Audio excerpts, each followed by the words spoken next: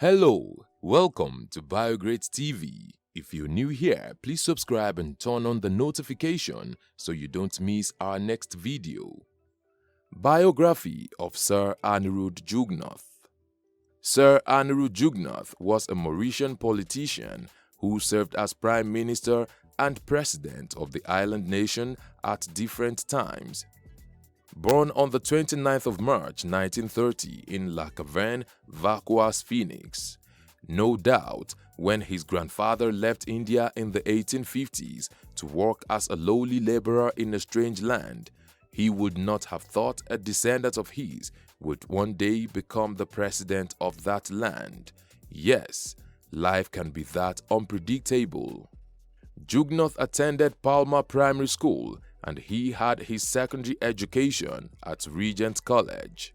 In 1951, he traveled to the United Kingdom to study law and was called to the bar in London in 1954. He began his political career with an election into the Legislative Council in 1963 as a candidate of the Independent Forward Bloc (IFB). When he became a member of the All Mauritius Hindu Congress in 1965, he was made State Minister for Development. He became Labour Minister in 1966 but resigned from office a year later. Jugnauth remained active in politics and later joined Paul Berenguer, and they both led a new party, the Mauritian Militant Movement MMM. When elections held in 1976, it was keenly contested among three parties. At the end of the day, it was Sir Siwusagor Ramgoolam's Mauritian Labour Party that carried the day. Jugnauth was then appointed leader of the opposition.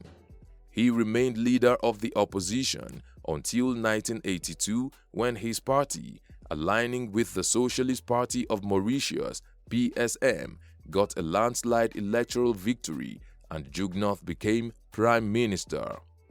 He would go on to serve 4 terms as Prime Minister until 1995 when a vote of no confidence was passed on him.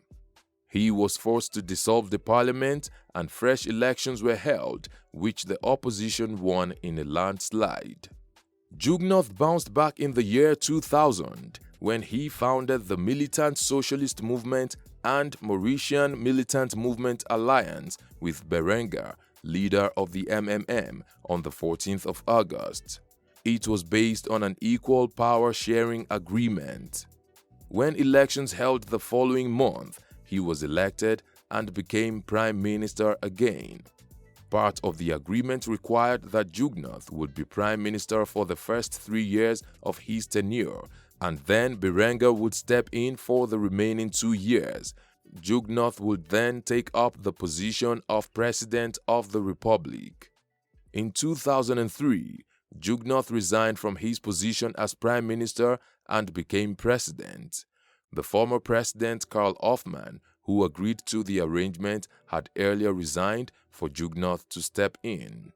While giving his farewell speech as Prime Minister, Jugnauth said, "Everything said and done about me, I am proud to go down in history as a no-nonsense, honest and dedicated Prime Minister, having done my duty in good faith and without fear or favor. I have understood our political adversaries and taken at its most all divergent views and attitudes have been mere manifestations to our democracy at its best." He was sworn in as president on the 7th of October 2003.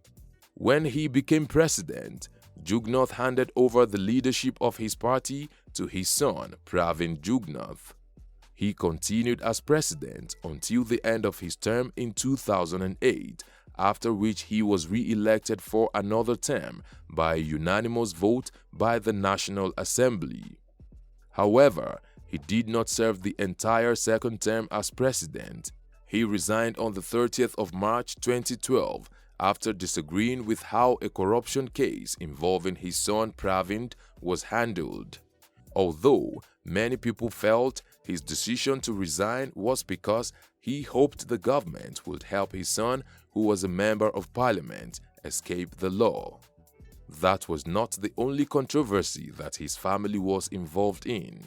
Earlier in May 1992, while serving as Prime Minister, there was a major scandal when the Bank of Mauritius issued a new 20 rupees note with the portrait of none other than Jugnauth's wife, Sarojini Jugnauth. The gesture was believed to be a birthday gift from the Prime Minister to his wife. Talk about the power of love.